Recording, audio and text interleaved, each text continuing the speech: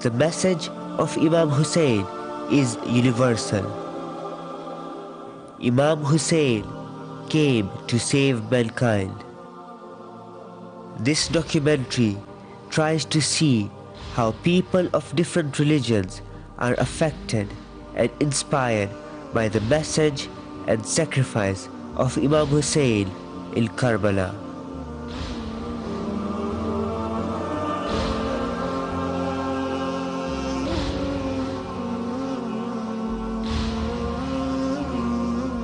My name is Dr. Chris Hewer, and I'm a Christian who has spent the last 25 years of his life studying about Islam and teaching people, helping ordinary people to understand about Islam. So now I'm called the St. Ethelburger Fellow in Christian-Muslim Relations, and I work in London, running courses understanding Islam mainly for Christians, but lots of other people also come, and then courses about Islam in the West, about Christian-Muslim relations, and also sometimes understanding Christianity for Muslims.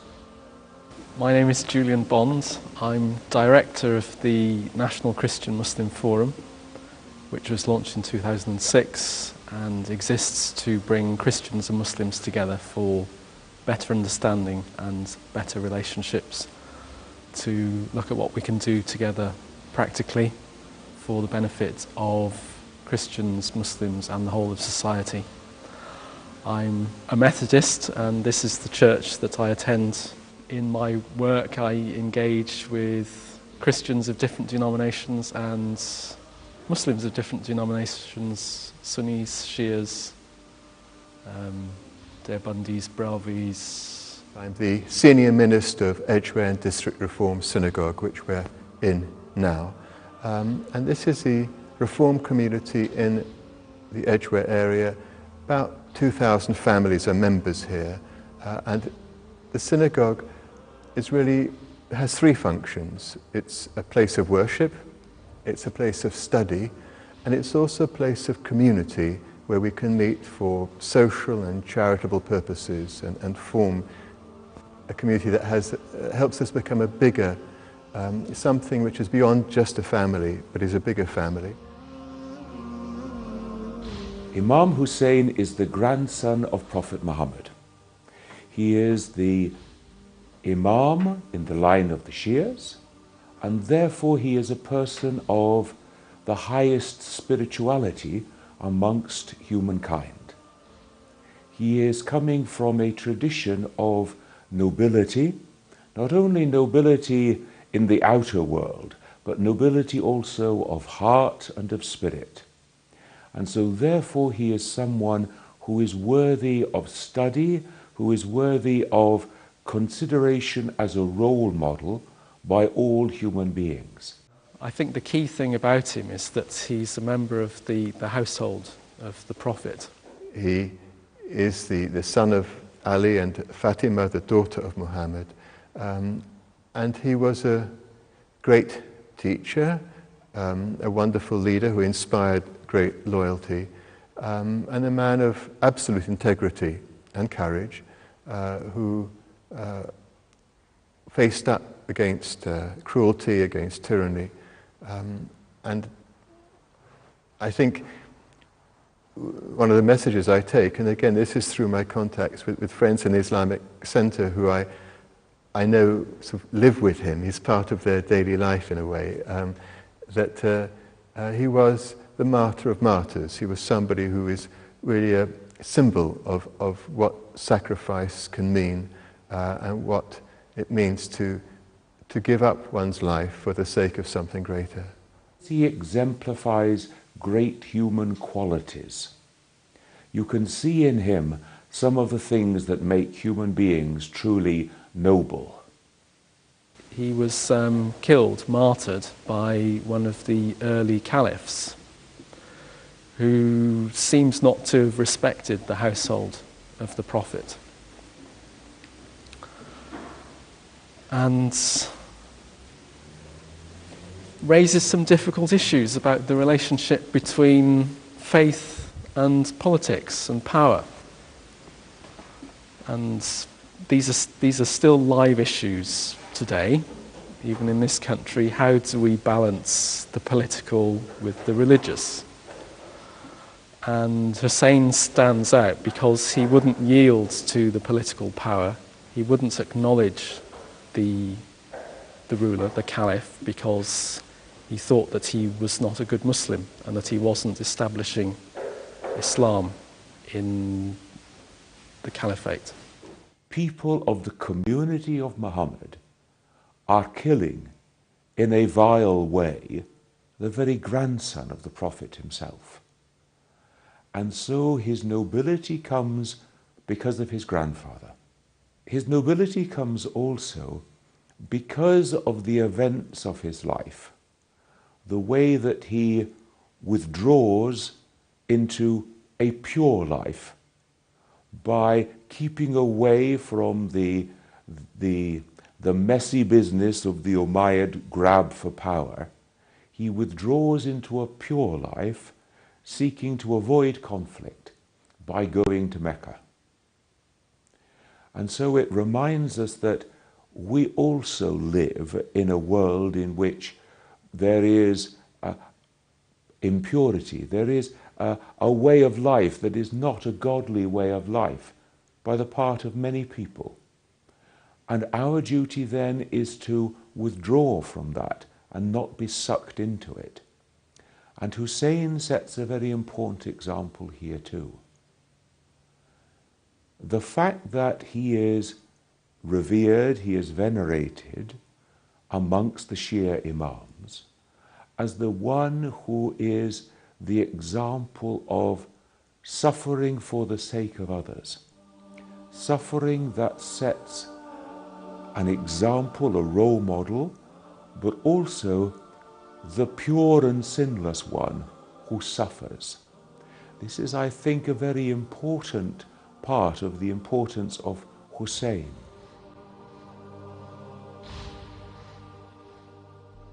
I first heard about it through the interfaith contacts, through the local Islamic Shia Centre. And I think what struck me, I have studied a little bit about Islam, but I didn't really know much about it because it's only in a way through personal contacts, I think, that one begins to understand the importance of a figure for a religious group and sees what it means to them personally. And so it was through this meeting that I began to learn. It just shows the value of interfaith work, I think, because a character that I did not really know about became, more and more powerful and more impressive to me as I heard the stories each year on the same day when the local community has an interfaith event. Each time I would come and learn a little bit more about his life and indeed his death. I've been studying about Islam for the last 25 years and so have come to meet the person of Imam Hussain during this time of study.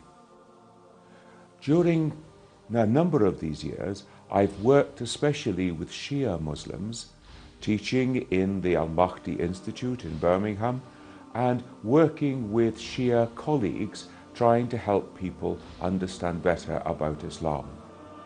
And so it's in this way that I encountered Imam Hussain and have come to reflect and think about the example of his life and of course of his death for all humankind. I think the first time I heard about Imam Hussain was when the Clapham and Stockwell Faith Forum and some other interfaith groups had arranged a day to compare the sufferings of Hussain and the sufferings of Christ. I think that probably was the first time I became aware of him. I have a Shia friend who used to live quite near here, and late one night after I'd been doing an interfaith session at one of the Methodist churches, I went back to his house and he gave me a crash course in Shia Islam. And then I've read a little more recently, and it's tremendously sad to read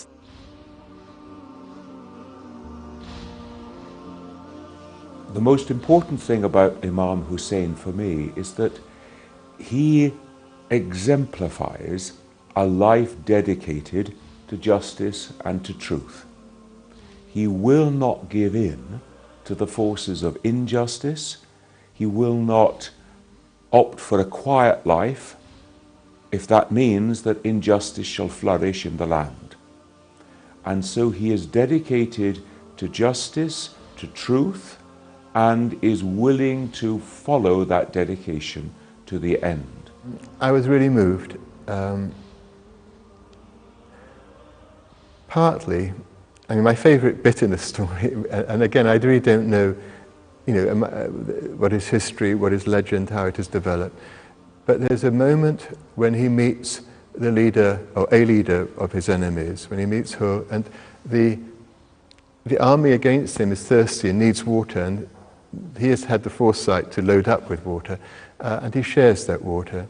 And I think there's something about recognizing the humanity of others, including even those who are your enemies, and respecting it and caring about them too, which I found deeply moving, the fact that he could generously share, and particularly in view of the fact that, of course, later, when he and his family were desperately in need of water, the enemy did not reciprocate.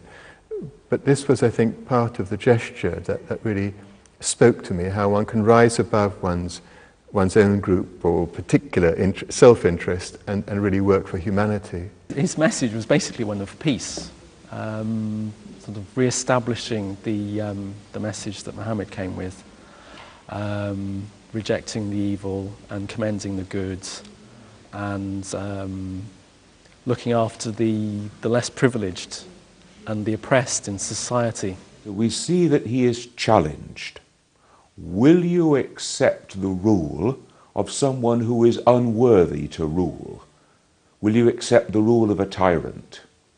And he says, no, I won't.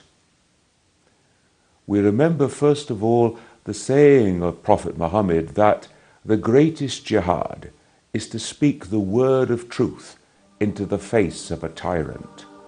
And so we see Imam Hussain as the exemplification of this hadith. But then what does he do?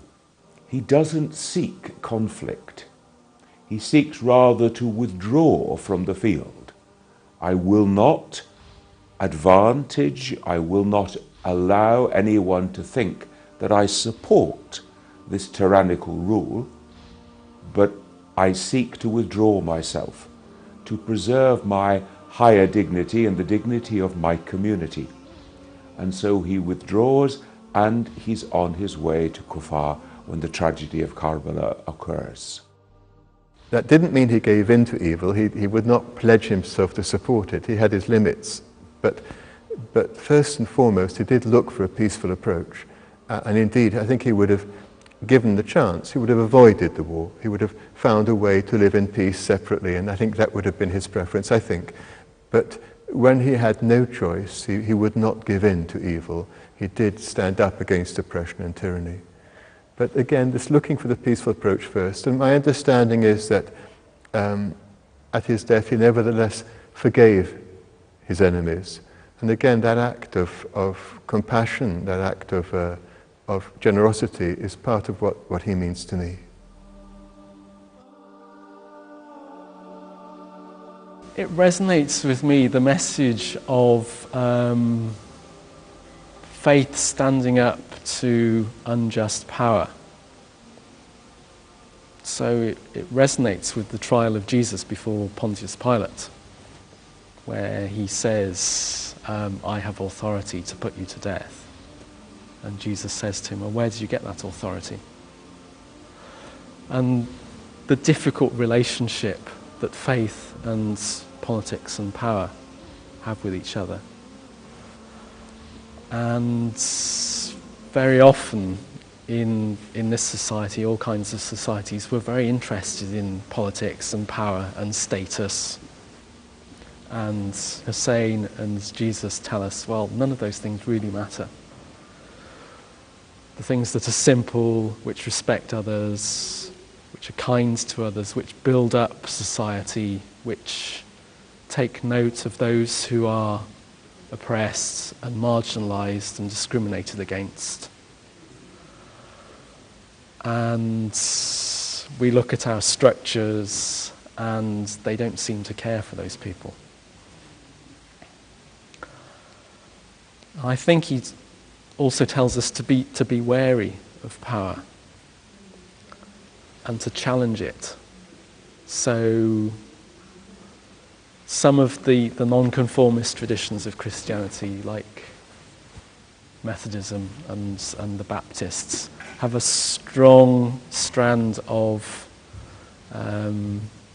being different, of challenging society. So one of the things that John Wesley did was to challenge the alcohol culture in this country in the 18th century, to campaign on serious civil issues. You'll have heard of the Salvation Army as well. The William Booth, who started them up, he was a Methodist, so he came from that strong tradition, and he saw that there were many homeless people around who were not being cared for by anyone, and set up the Salvation Army as a mission, if you like, to reach out to those people. And I see that in the life of Imam Hussain and the way he received people, the way he preached and shared the message of Islam, which, as I understand it, is not about power and dominance, but about responding to God and showing God's compassion and mercy to others.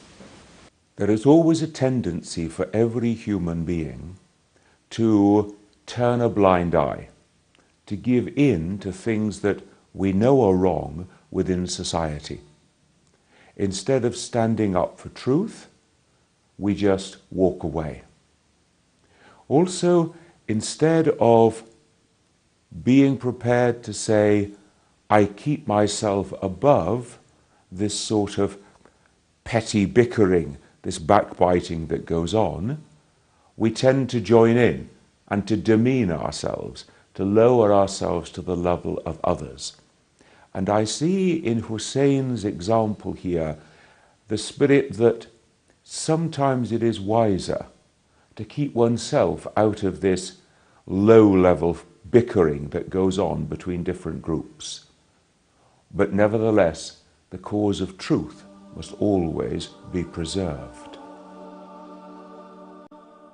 The message has certainly touched me, and I think what it's changed is my understanding of Islam above all, because again, as an outsider, one may approach it with all kinds of myths and prejudices. I think to see the reality does change a person, and especially to be given the gift of a story of a life like this, I think is something very, very moving and helpful. Yes, I think I've been moved by it and strengthened in the work I do, and especially in the hope for the dialogue we have.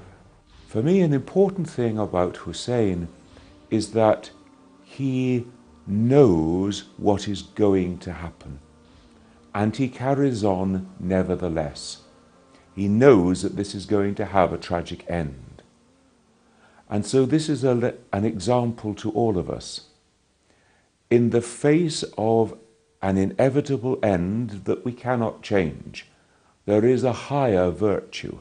There is a virtue of obedience to God. My life rests in the hands of God. It's not for me then to say to God, oh, but I decide today is not the right day for me to die. Instead, I fulfill my destiny. I follow through in truth, in justice, according to the call of God, even though I know that it will inevitably come to my own end. And so Hussain is an example of trusting in God to vindicate us. I do not ask to see the full consequence of all my actions. I leave that in the hands of God. But I go forward in the knowledge that if this be the will of God, God is good, God is truth, God does not will injustice or falsehood. Therefore, God will bring right out of this action, if it be the will of God. And so Hussein is an example of vindication. God will not desert me. The things about the journey to Kufar is that he goes not alone, he goes with his companions, he goes with his family, he goes with the families of his companions. So as he goes forward to meet his end, what strength it must take to persevere, knowing that he is leading his own family and the families of his followers into the great tragedy of Karbala. He is leading his own son into the tragedy of Karbala. And so he is trusting all to God. Here is the one that God has chosen to be my successor as the fourth Imam. And yet his life is also in danger. So in my way of thinking, Hussein cannot know that the women and children will be spared on the day of the massacre. It's possible that they could have died too, and therefore not only the death of the third Imam, but the death of the fourth Imam in the same action. And yet he goes on in the knowledge and confidence that this is God's business, and he is the servant of God. It is not for him to tell God what should happen. A driving power in the life of Imam Hussain was his love for God. Obedience is expressed in love. Love is the groundstone on which obedience is founded. It is love for God which must drive forward the life of every human being. And that love brings with it obedience. So Imam Hussain is an example of that love for God which spurns us to love all humankind. One of the central prayers of Judaism says, "Listen, Israel, the Lord our God, the Lord is one." And it goes on to say, "And you shall love the Lord your God with all your heart, with all your soul, and with all your might." So love of God is there in we pray this prayer at least 3 times a day. And I know that I've seen the same example. I think Hussein himself said that if you serve God from a wish for reward or from a fear of punishment, you're not really serving God properly. You should be serving God out of love of God. And that kind of sentiment is very strong within Judaism, that although we do believe that there is reward and punishment, that is not ideally our motivation. We are encouraged to serve the Master out of love and not out of wish for reward or fear of punishment. We have the wonderful saying of Imam Ali, every human being is either your brother in faith or your brother in humanity. And so there is no differentiation in this love of God and therefore love of humankind. And Hussein is the exemplar of that. Martyrdom is something to be embraced if God should grant us that call, that wish, because it is the final and total surrender of all our life into the hands of God. I think the message of Imam Hussain is really important, the message of peace and love for humanity. Because of the importance of the man, of his position, and of the way of his death, it gives us an example that we should follow at all times and in all places. And so the message of Karbala must always be, every place is Karbala, every day is Ashura, because every day and every opportunity and every place is an opportunity to live according to those high ideals. The message of love in Islam is there and is in the life of Imam Hussain, and I don't think we hear enough about it. what I take from Muslim friends is how they look at the example of Jesus and how Jesus' message is one of love. And they would see that as being part of their tradition.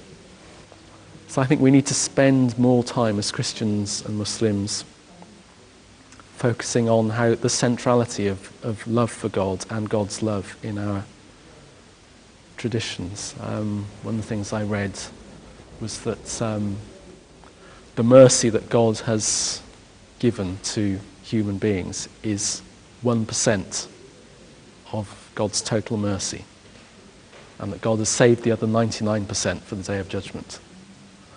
And these are the striking things that we, as non-Muslims, learn about Islam, and we all need to be able to share more about the love in our traditions.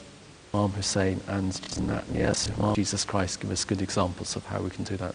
For me, two of the qualities of Imam Hussain that really have an impact on my life. One is his quality of compassion. I remember the occasion earlier in the week before the massacre itself, when he takes his infant son and he says, "If you will not give me water, at least don't take it out on a small baby. Give him water." And he calls upon that depth of compassion in the human heart. Is there not something within you that will respond to the cry of a baby who is thirsty? The second quality that I feel is so important in Imam Hussain is that of perseverance. There must have been huge temptations upon him to allow this thing to pass by, to walk away from the inevitable, to release his companions, to release his family, and yet he perseveres. And this perseverance is often a quality that we need in life. It is not always easy to do what is right, to do what is true. And so we have to persevere, day after day, hour after hour, minute after minute, always going forward. I will do this because it is right, come what may.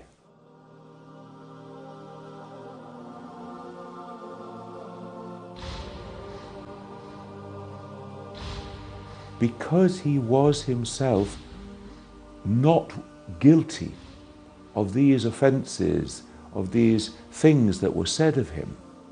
He was, if you like, the perfect epitome of someone who is unjustly punished, unjustly accused. He is then for us of that heightened noble character that we can truly claim, if only we were of the company of Hussein, if only we had been with him at Karbala.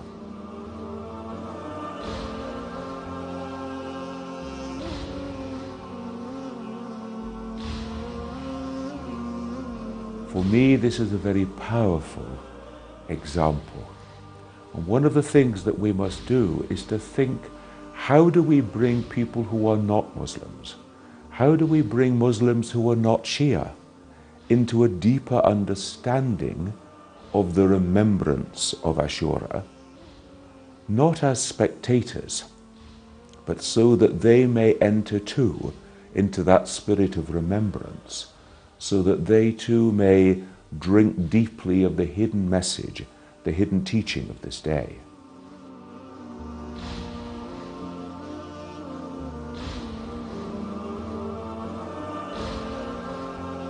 When the day of Ashura comes, it is not part of the Jewish calendar or part of our very full festival cycle, and so most Jews would not know that day is happening, I think. I have a calendar which tells me the days of Muslim festivals and remembrances, and so when that day comes around, I find myself thinking about my friends in the Islamic Center, and I pray for their well-being and for their peace. It's not part of my own religious tradition, but I am aware of it as being so important to my neighbours, and I wish them well at that time. We need to be able to get across the more positive message, and I think in order to do that, we need to hold on to our theology and our scriptures, but put the example of our prophets first and say, this was the example of Jesus Christ, this is his life from the Gospels, or these are the narrations that we have of Imam Hussain, and this was his life, and share that message of love and peace and hopefully reconciliation.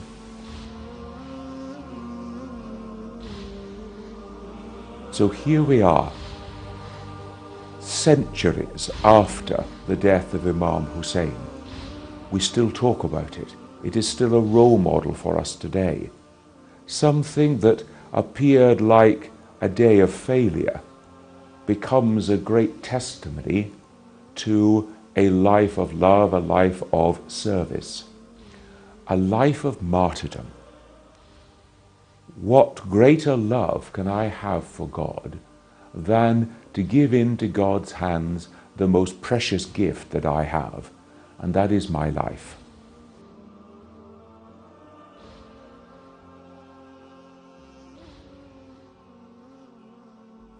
This is one of the great tragedies, or we can say it's one of the great blessings that God has granted us.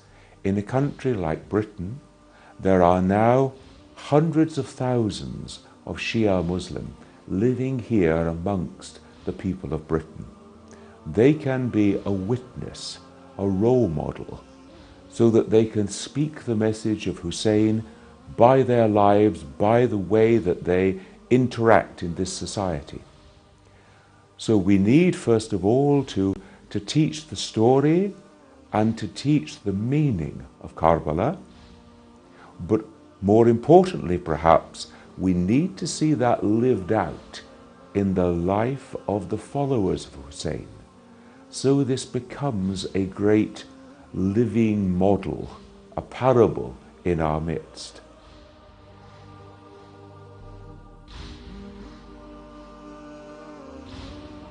So one of the questions we need to ask is, why has it pleased God to bring so many millions of Muslims to live in Europe over the last 50 years?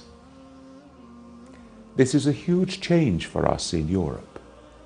Why has it pleased God to bring this about? Surely part of that answer must be to bring the message, the example of the Prophet, the example of Muslims, the example of Imam Hussain, to be known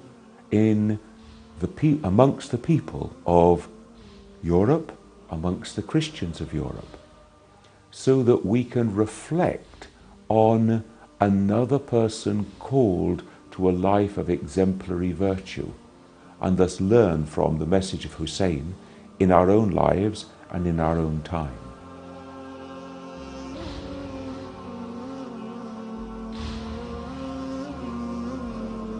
We don't need to be so fixed within our own tradition that we can't learn and that we can't share and we can't encourage each other.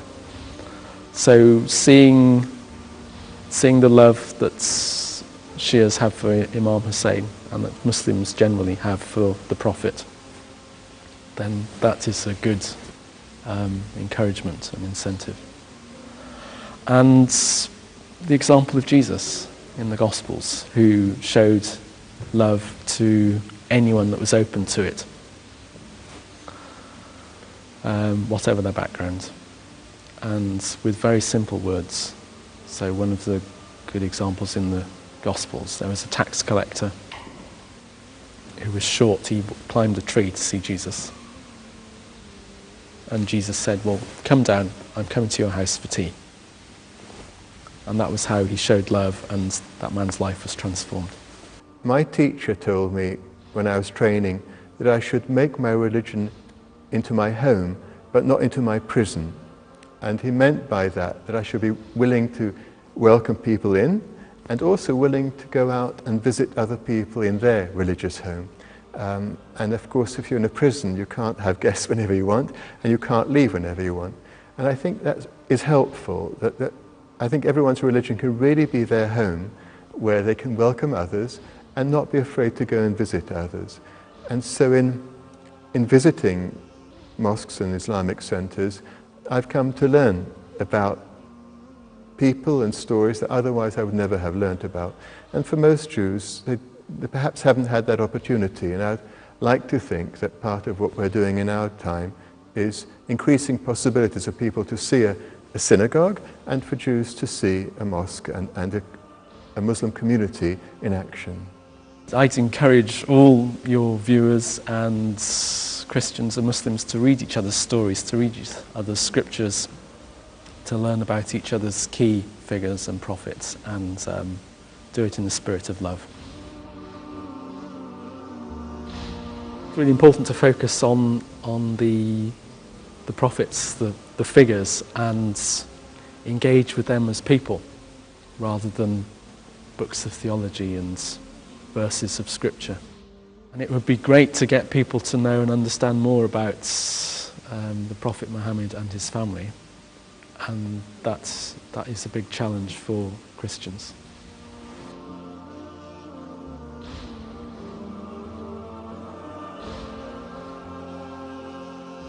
Every human being is of unique value to God. Some people are called into a special relationship with God. This elevates them before our eyes because of the relationship that they have with God. If I say that I love God, surely then I will love the beloved of God. I will love those that God loves. So we remember in the death of Imam Hussain, the death of one of those who loved God in a very high way, and the death of one of those who was beloved of God in a very special way. Of course, throughout human history, there have been millions of human beings who have lived and who have died. There have been millions of human beings who have lived and died in exemplary ways. And yet there is always room to remember especially that particular example of some of those who are distinguished in human history because of their status, because of their love for God and God's love for them.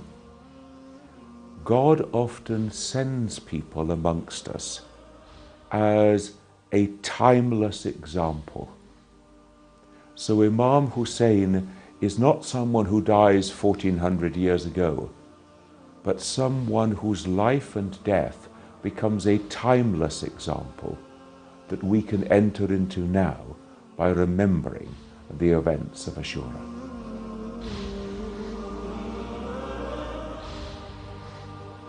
This life is a test, but this life is also a journey through which we must go. The end of this life is our earthly death, and this is our embrace into that love of God, which is more complete, which is more perfect than it can be while we are in this earthly body. And so we shouldn't see death as being a failure in the love of God, but rather the crossing through a threshold into a new dimension, into a new way that we can come to understand, much more than we can understand in this life, the nature of God, what it is to be the servant of God. We have to practice, we have to discipline ourselves, we have to challenge ourselves in this love of God. It is not only something in which we fulfill our duties, but it is something in which we go beyond our duty. So it is a way of seeking additional opportunities to love God through prayer, through worship, through study, through obedience, through following the commands and the precepts of God, but it's also a way to love God and express that through our action in the world. We are the instruments of God, the agents, the hands of God, you could say. So it is for us to express our love in caring for the world around us, in cherishing other people, in seeking justice and truth for the poor and the oppressed within the world. If our love is only expressed in terms of our own families, this is a very poor quality of love. Every year we are commanded to remember the events of Ashura. The word remember is very important here. Remember in the languages of the Semitic family, of Arabic, of Hebrew, doesn't just mean, let's retell the story. Remember means to make it present by retelling, by reliving the story. So by remembering the day of Ashura, it is as though we travel through time and space to actually be there on the field of Karbala, to experience within our very souls what this means, and then to feel the call of God to commit and rededicate our lives, to live the Ashura commitment, the Ashura experience every day, in every place, in every way. And so this idea of remembrance, of making present, is a very powerful symbol, because it means that we should feel the day of Ashura not just in our heads, not just in our hearts, but in our bodies too, so that people will walk the journey, head, heart and body, to be and experience the events of Ashura.